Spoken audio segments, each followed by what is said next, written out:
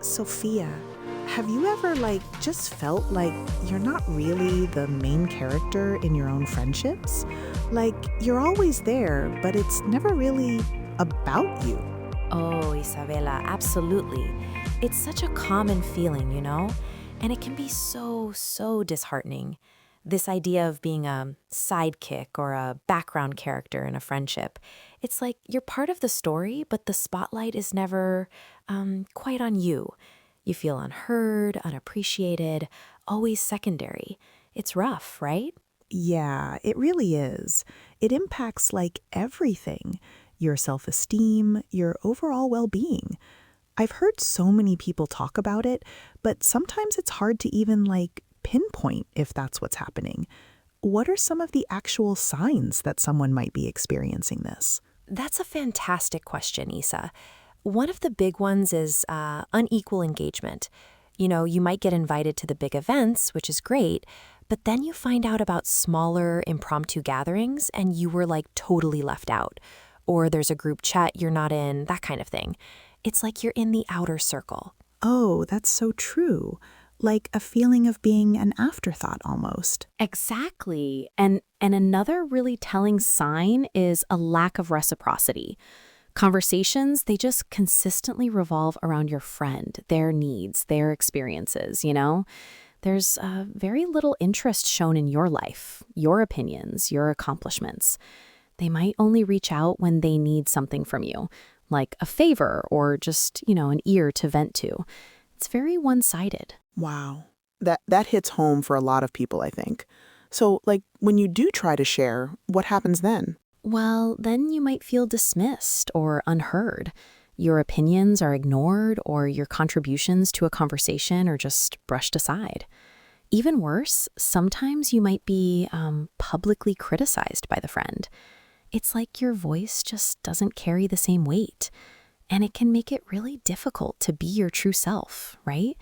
You struggle for comfort, for authenticity. You might feel like each friend group sees a different version of you, and it leads to this questioning of your own identity within those dynamics. Oh, that's deep. So you're not even sure who you are anymore. And then there's the spare tire feeling, I guess? Yes, the next option or spare tire mentality. You feel like you're a backup plan, someone they only turn to when their primary friends aren't available. And all of this, Isa, it leads to a profound emotional impact. Loneliness, exclusion, questioning your self-worth, negative self-talk. It can trigger a lot of resentment too. It's truly feeling unseen, unheard, unsupported. Okay, that sounds incredibly heavy, Sophia. So when someone realizes they're in this position, what's the very first step they should take to start, changing that narrative? The very first step, absolutely, is prioritizing self-reflection and self-care. It's crucial, right? You need to nurture your self-confidence. Focus on your own strengths, your accomplishments, independent of your friends' actions. Seek out opportunities where you can shine on your own terms. Then identify your needs and interests.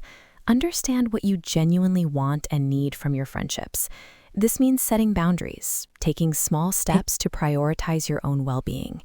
And importantly, practice self-compassion. Acknowledge your feelings without judgment. Feeling sidelined, it's a valid emotional response, not a reflection of your worth. Engage in self-care activities that bring you joy. Help you reclaim that main character role in your own life, That makes so much sense. So after you've kind of recentered yourself, then what about the friendship itself? Do you just, bail? Not necessarily, not right away. If you value the friendship, the next step is to communicate your feelings directly and honestly. Express yourself clearly. Use I feel statements. For example, I love you and value our friendship, but lately I've been feeling like I'm taking a back seat. I want to feel like you're equal rather than someone orbiting around you. Be specific, mention particular situations, and be prepared to listen too. Communication is a two-way street, right? They might have their own perspective. That sounds like a really brave conversation to have. So let's say you've had that conversation and it went okay. What then? how do you actually change the dynamic on a day-to-day basis? Excellent question, Isabella.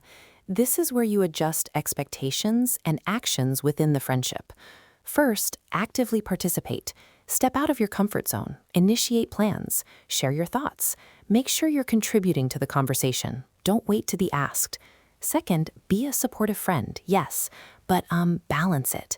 Ask questions about your friend's life and genuinely listen, but also make sure they feel supported by you, like when you share, and encourage their interests. But also, importantly, make space for your own pursuits and allow yourself to shine. Don't dim your light for them. That's a really important distinction, to not dim your light. It's so easy to do when you're used to being in the background, you know? It is, it really is. And the last point here, and it's a big one, is setting healthy boundaries. Clearly define what you're comfortable with and how you expect to be treated. This is absolutely vital. It prevents feelings of being taken for granted and promotes a more balanced dynamic. It's about respecting yourself first. Okay, so what happens if after all this effort, all the self-reflection, the communication, the boundary setting, the dynamic just doesn't change, or maybe it gets worse? That's a tough but very real scenario, Isabella. And in those cases, it might be time to diversify your social circle or, well, consider moving on. It's a hard truth, but sometimes friendships aren't meant to last forever. Make an effort to cultivate new friendships, meet new people, engage in activities that align with your interests. This can expand your social network and help you find connections where you feel more valued, where you're not constantly putting in all the effort.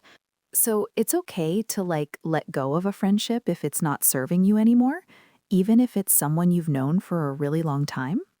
Absolutely. You need to recognize unhealthy dynamics. If after all your communication and effort, the dynamic remains one-sided, or if the friendship consistently drains you, it really might be time to reassess its value in your life. Some friendships, they truly are seasonal, and it's perfectly okay to let them go if they are no longer serving you or supporting your growth. Also, be aware of what we call main character syndrome in others. If a friend consistently acts as though they're the sole focus, only seeing others as secondary, it's important to address it directly, or if it persists, consider creating distance for your own well-being. That's a powerful and liberating thought, actually, to know it's okay to prioritize your own well-being in that way. And sometimes, these feelings can run really deep. What if someone feels like they just can't navigate this on their own? You bring up a super important point, Isa. If these feelings significantly impact your mental health, please consider seeking professional support. Guidance from a therapist or counselor can be incredibly helpful. Therapeutic approaches like EMDR, IFS, ACT, and mindfulness, they can really help you process past emotional wounds, understand underlying patterns, and build a much stronger sense of self. A professional can provide tools and strategies tailored just for you. So it's about equipping yourself with the tools to write your own story, to truly be the main character in your life. Precisely. It's about empowering yourself, understanding your worth, and making sure your narrative is truly your own, Isabella, not just a supporting role in someone else's. And, it's a journey, but it's a journey absolutely worth taking. Wow. Thank you, Sophia. That's just so much to think about, but in a really good, empowering way. My pleasure, Isa.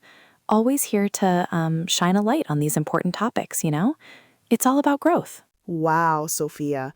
What an insightful journey today. We've truly explored the challenge of feeling like a sidekick in friendships, identifying signs like unequal engagement and lack of reciprocity, and understanding its deep emotional impact on our self-worth. Absolutely, Isabella.